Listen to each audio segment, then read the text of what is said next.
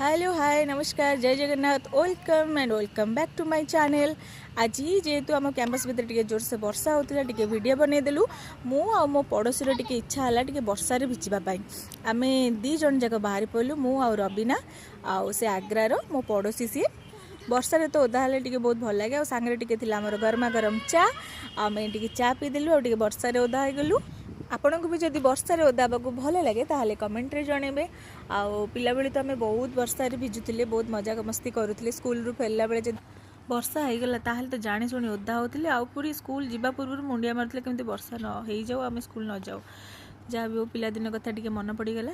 देखु इवनिंग रे मो घरे टिके लाइट लगेदेली आउ चली टे गरमा गरम मैगी बन देती ताकू टिके खाइबू आम माँ पुआ वर्षा पागरे टिके पकोड़ी दरकार आउ टिके गरमा गरम मैगी नहेले तो आउ किछि चटपटा खाइबा को भल लगे तो आम भाविलु आज माँ पुआ टिके मसला मैगी बनईकी खाईदेबू।